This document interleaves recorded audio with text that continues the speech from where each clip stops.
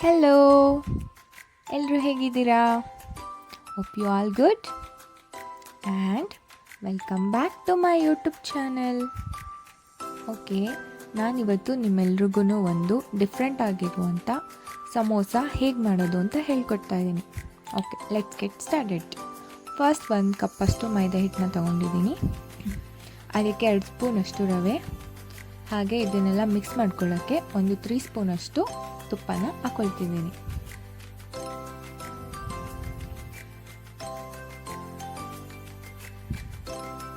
ಇದೆಲ್ಲ ಚೆನ್ನಾಗಿ ಮಿಕ್ಸ್ ಆದಮೇಲೆ ಇದಕ್ಕೆ ನಾನು 1 ಸ್ಪೂನಷ್ಟು ಅಜ್ವೈನನ್ನು ತಗೊಳ್ತಿದ್ದೀನಿ. ಇದನ್ನು ಹೀಗೆ ಹ್ಯಾಂಡಲ್ಲೇ ಕ್ರಷ್ ಮಾಡಿ ಹಾಕ್ಕೊಳ್ಬೇಕು. ನೆಕ್ಸ್ಟ್ ಇದಕ್ಕೆ 1/2 ಸ್ಪೂನಷ್ಟು ಸಾಲ್ಟ್. ಇದಿಷ್ಟು ಇಂಗ್ರೀಡಿಯೆಂಟ್ಸ್ ಒಂದಕ್ಕೊಂದು ಹೊಂದಿಕೊಳ್ಳೋ ಹಾಗೆ ಚೆನ್ನಾಗಿ ಮಿಕ್ಸ್ ಮಾಡ್ಕೋಬೇಕು.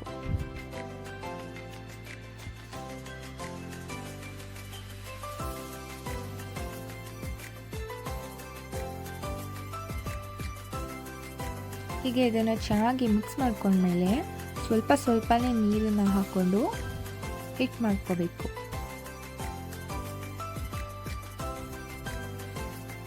ಈಗ ಚೆನ್ನಾಗಿ ಇದನ್ನು ಕಲಿಸ್ಕೊಂಡಿದ್ದೀನಿ.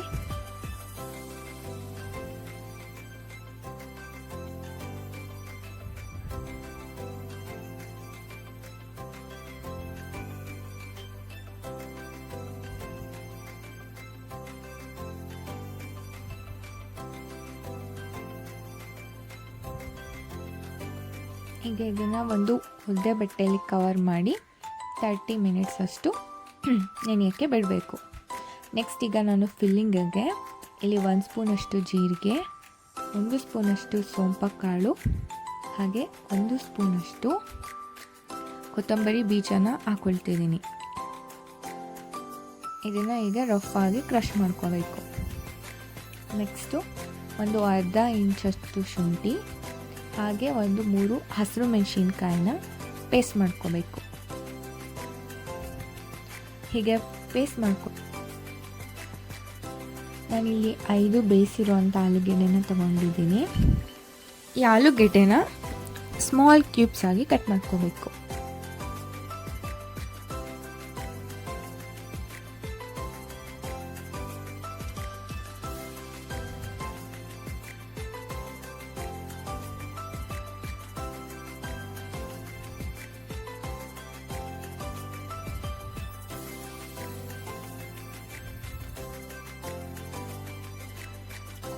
ಇದು ಕಟ್ ಮಾಡ್ಕೊಂಡಾಯಿತು. ನೆಕ್ಸ್ಟ್ ಈಗ ಒಂದು ಪ್ಯಾನಲ್ಲಿ 2 ಸ್ಪೂನಷ್ಟು ತುಪ್ಪ, ಹಾಗೆ 2 ಸ್ಪೂನಷ್ಟು ಎಣ್ಣೆನ ಹಾಕ್ಕೊಂಡು ಬಿಸಿ ಮಾಡ್ಕೋಬೇಕು. ಇದಿವಾಗ ಬಿಸಿ ಆದಮೇಲೆ ನಾವು ಕ್ರಷ್ ಮಾಡಿ ಇಟ್ಕೊಂಡಿದ್ದಂಥ ಜೀರಾ, ಫೆನೆಲ್ ಮತ್ತು ಕೊರಿಯಾಂಡರ್ ಸೀಡ್ ಪೌಡರ್ನ ಹಾಕ್ಕೋಬೇಕು. ಸ್ವಲ್ಪ ಫ್ರೈ ಮಾಡಿ ಮತ್ತು ನಾವು ಫಸ್ಟೇ ಪೇಸ್ಟ್ ಮಾಡಿದಂಥ ಮೆಣಸಿನ್ಕಾಯಿ ಮತ್ತು ಶುಂಠಿ ಅದ್ರ ಪೇಸ್ಟ್ ಹಾಕ್ಕೊಳ್ತಿದ್ದೀನಿ.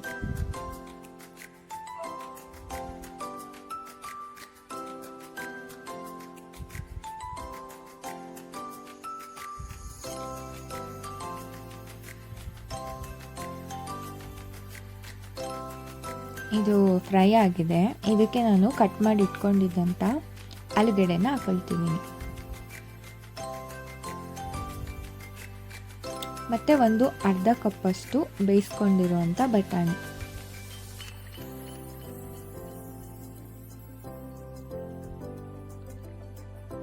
ನಾನಿಲ್ಲಿ ಫಸ್ಟು ಆಲೂಗೆಡ್ಡೆ ಮತ್ತು ಬಟಾಣಿ ಬೇಯಿಸುವಾಗ ಸ್ವಲ್ಪ ಸಾಲ್ಟ್ ಹಾಕಿದ್ದೆ. ಇವಾಗ ಇದು ಸ್ಟಫಿಂಗಿಗೆ ಒಂದು ಸ್ವಲ್ಪ ಸಾಲ್ಟ್ ಹಾಕೋಬೇಕು. ಹಾಗೆ 1 ಸ್ಪೂನಷ್ಟು ಪೆಪ್ಪರ್ ಪೌಡರ್,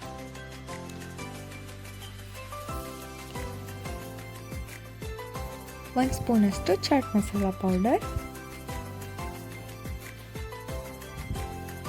ಎಲ್ಲ ಹಾಕಿ ಚೆನ್ನಾಗಿ ಮಿಕ್ಸ್ ಮಾಡ್ಕೋಬೇಕು. ಹಾಗೆ ಇದಕ್ಕೆ ಲಾಸ್ಟಲ್ಲಿ ಕಟ್ ಮಾಡ್ಕೊಂಡಿಟ್ಟಿರುವಂಥ ಕೊತ್ತಂಬರಿ ಸೊಪ್ಪನ್ನು ಹಾಕ್ಕೊತಿದ್ದೀನಿ.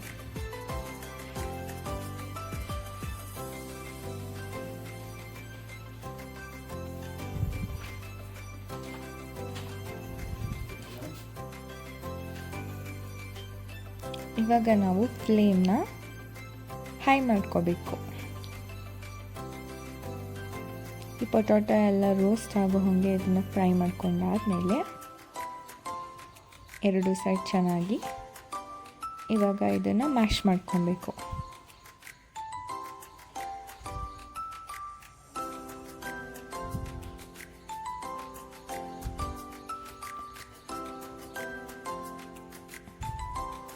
ಇದೆಲ್ಲ ಚೆನ್ನಾಗಿ ಮ್ಯಾಶ್ ಆಗಿದೆ. ಫಿಲ್ಲಿಂಗ್ ರೆಡಿ ಆಯಿತು. ನೆಕ್ಸ್ಟ್ ಇದನ್ನು ಬೇರೆ ಕಂಟೈನರಿಗೆ ಹಾಕಿ ರೂಮ್ ಟೆಂಪ್ರೇಚರಲ್ಲಿ ಇದನ್ನು ಕೂಲ್ ಆಗೋಕ್ಕೆ ಬಿಡಬೇಕು.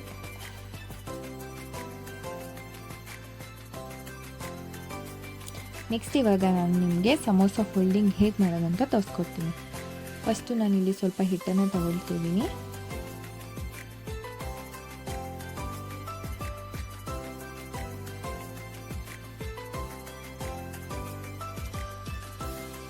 ಈಗ ನಾನಿಲ್ಲಿ ಹಿಟ್ಟನ್ನು ಲಟ್ಸ್ಕೊಳ್ಳೋಕ್ಕೆ ಆಯಿಲ್ ಮತ್ತು ಯಾವ ಥರ ಹಿಟ್ಟನ್ನು ಹಾಕೊಳ್ತಿಲ್ಲ, ಹಾಗೆ ಪ್ಲೇನಾಗಿ ಲಟ್ಸ್ಕೊತಿದ್ದೀನಿ. ಇದನ್ನು ನಾನು ರೌಂಡಾಗಿ ಲಟ್ಸಲ್ಲ, ಓವಲ್ ಶೇಪಲ್ಲಿ ಲಟ್ಟಿಸ್ಕೊಬೇಕು.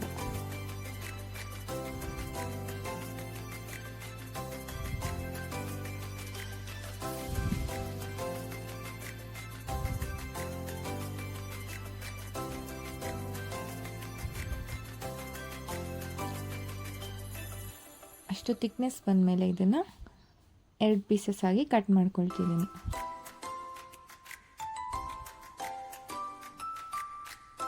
ನೆಕ್ಸ್ಟ್ ಇವಾಗ ನಾನು ಇದನ್ನು ಫೋಲ್ಡ್ ಮಾಡೋಕ್ಕೆ ಎಡ್ಜಸ್ಸಲ್ಲಿ ಸ್ವಲ್ಪ ನೀರನ್ನು ಹಾಕ್ಕೊಳ್ತಿದ್ದೀನಿ.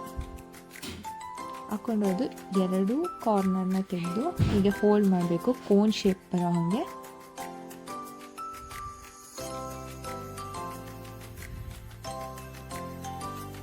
ಇದು ಕೋನ್ ಶೇಪ್ ಬಂದಮೇಲೆ ನಾವು ಮಾಡಿಟ್ಕೊಂಡಿರೋಂಥ ಆಲೂಗೆಡ್ಡೆ ಫಿಲ್ಲನ್ನ ಸ್ವಲ್ಪನೇ ಹಾಕ್ಕೊಂಡು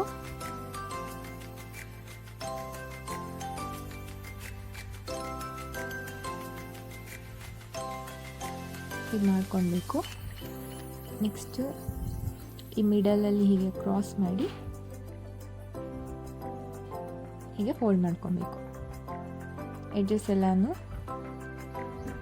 ಹೀಗೆ ಪ್ರೆಸ್ ಮಾಡಿಕೊಂಡೆ ಫೋಲ್ಡ್ ಮಾಡ್ತಾ ಇರಬೇಕು. ಹೀಗೆ ಒಂದೊಂದೇ ಸಮೋಸ ಫೋಲ್ಡ್ ಮಾಡಿ ಒಂದು ಒದ್ದೆ ಬಟ್ಟೆಯಲ್ಲಿ ಅದು ಡ್ರೈ ಆಗದೆ ಇರೋಂಗೆ ಕವರ್ ಮಾಡ್ಕೊಬೇಕು. ನಾನಿಲ್ಲಿ ಮಿನಿ ಸೈಜ್ ಮಾಡಿದ್ದೀನಿ, ನೀವು ಇನ್ನೊಂದು ಸ್ವಲ್ಪ ದೊಡ್ಡ ಸೈಜನ್ನು ಮಾಡ್ಕೊಳ್ಬೋದು. ನೆಕ್ಸ್ಟ್ ಒಂದು ಸಿಮ್ಮಲ್ಲಿ ಆಯಿಲ್ನ ಬಿಸಿ ಮಾಡಿಕೊಂಡು ಅದಕ್ಕೆ ಸಮೋಸನ ಹಾಕ್ತಾಯಿದ್ದೀನಿ. ಇದನ್ನು ಸಿಮ್ಮಲ್ಲೇ ಕುಕ್ ಮಾಡಬೇಕು, ಇಲ್ಲ ಅಂತ ಅಂದರೆ ಅದು ಒಳಗಡೆ ಎಲ್ಲ ಚೆನ್ನಾಗಿ ಬೇಯಲ್ಲ.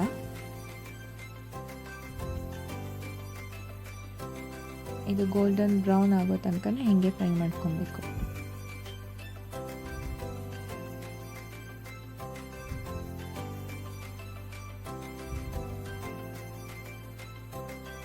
ಇವಾಗ ಇದು ಗೋಲ್ಡನ್ ಬ್ರೌನ್ ಬರೋ ಹಂಗಾಗಿದೆ. ಇವಾಗ ಇದನ್ನು ತೆಗಿತಿದ್ದೀನಿ.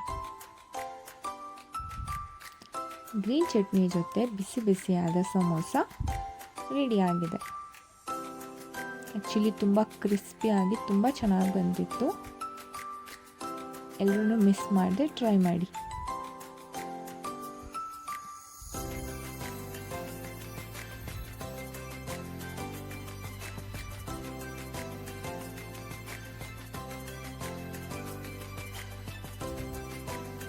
Thank you.